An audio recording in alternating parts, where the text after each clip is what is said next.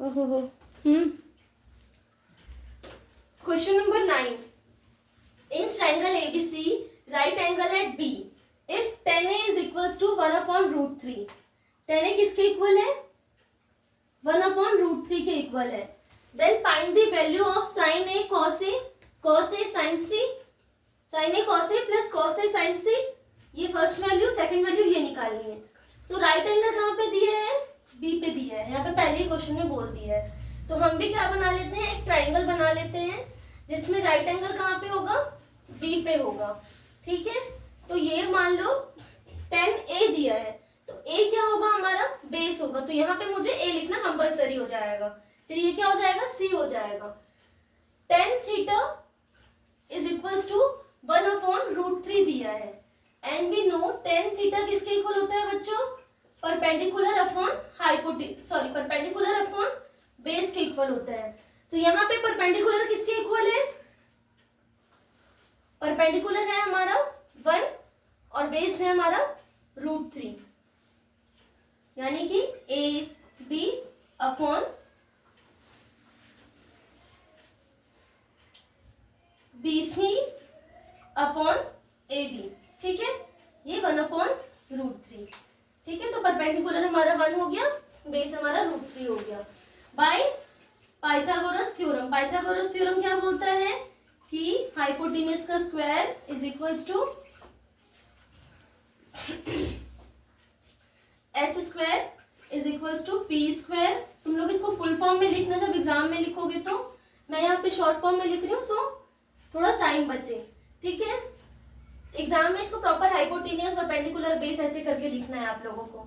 Hypotenuse है हमारा AC, तो AC का square is equals to perpendicular है 1 का स्क्वायर, बेस है हमारा √3, तो √3 का स्क्वायर। ठीक है, अगेन यहाँ पर AC का स्क्वायर इज इक्वल्स टू 1 का स्क्वायर क्या होगा? 1 ही होगा। √3 का स्क्वायर करेंगे तो रूट और स्क्वायर क्या हो जाएगा? आपस में कट जाएगा, बचेगा सिर्फ 3। तो AC square is equals to 1 + 3 4। जब मैं इस स्क्वायर को इक्वल टू के इधर शिफ्ट करूंगी तो ये अंडर रूट हो जाएगा। तो AC इज इक्वल्स टू √4। यहाँ से AC की वैल्यू क्या आ जाएगी? AC is equals to 2। ये आ गई वैल्यू AC की। अब कौन कौन सी वैल्यू दी हुई है जो उसकी हमको वैल्यू फाइंड करना है?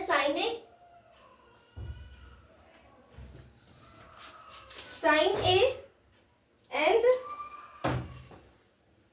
cos A sin C, sin A cos C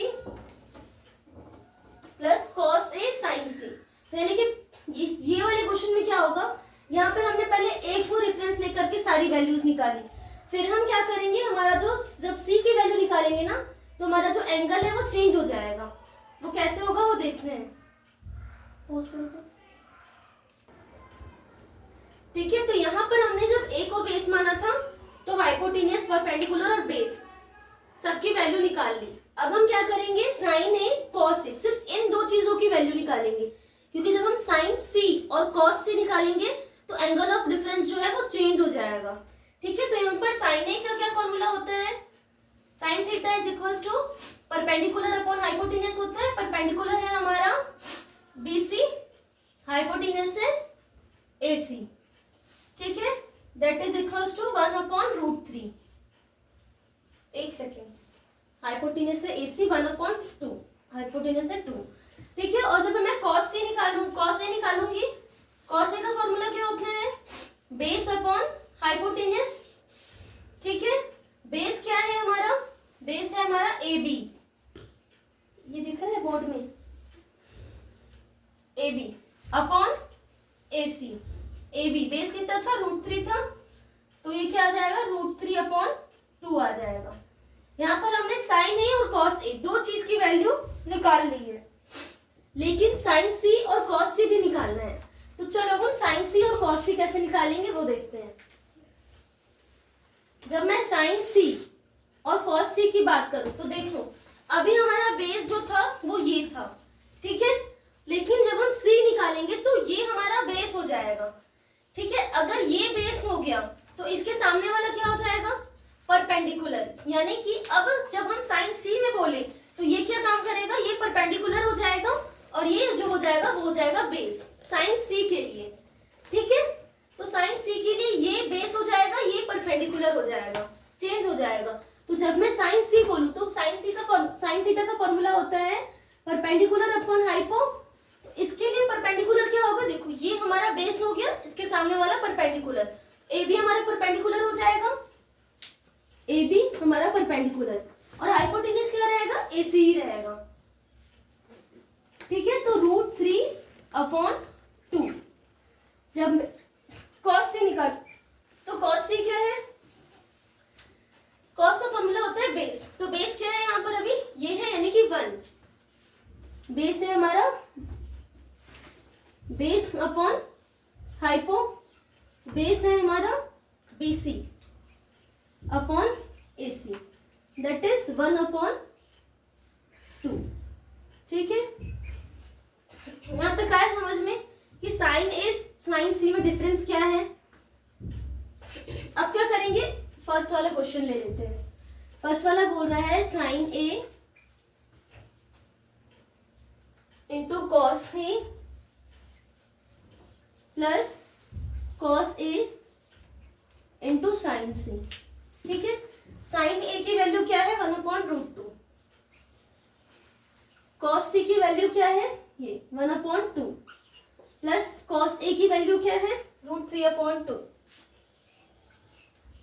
sign सी की वैल्यू क्या है, √3/2, ठीक है। 1 × 1 करेंगे 1 हो जाएगा, अपॉन में √2 × 2 2√2, ठीक है।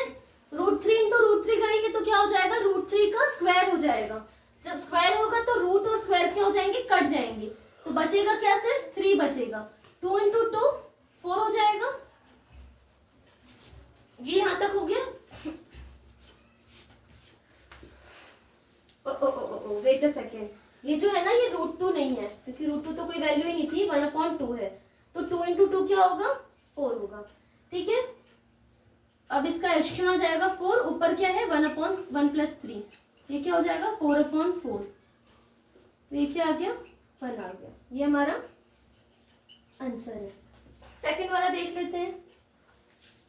इसी में सेकंड में क्या है, cos A cos C minus sin A sin C, cos A cos C minus sin A sin C,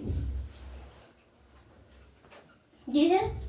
cos A की वैल्यू क्या है, √3/2 और cos C की 1/2, ठीक है। तो √3/2 इंटू 1/2 माइनस sin A की वैल्यू है 1/2, sin C की वैल्यू है √3/2, 1/2 इंटू √3/2, ठीक है।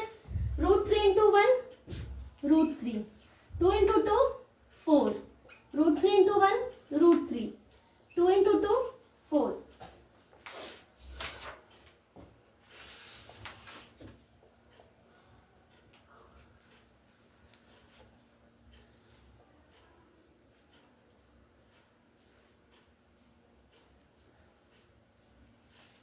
जब इसका एल्शियम लेंगे 4 आएगा एल्शियम, ऊपर √3 माइनस √3, 0/4। किसी भी वैल्यू को जब हम 0 से डिवाइड करेंगे तो आंसर क्या आएगा, 0 ही आएगा।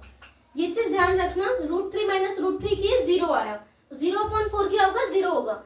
लेकिन अगर मान लो कभी हम डिवाइड कर रहे हैं और हमारे पास वैल्यू ऐसी आ रही है 4/0, तो क्या होगा इसका आंसर, तब इसका आंसर हो जाएगा हमारा इनफाइनाइट, ठीक है। तब हमारा इनफाइनाइट आंसर आएगा, ना कि 4 आ जाएगा, क्योंकि 4 की अपॉन में हमेशा 1 रहता है, बट अगर उसके अपॉन में 0 है तो वो क्या होगा, इनफाइनाइट वैल्यू देगा। यहाँ पे 0/4 करेंगे तो क्या आ जाएगा, 0 आ जाएगा आंसर। तो ये दोनों क्वेश्चंस हमने देख लिए हैं।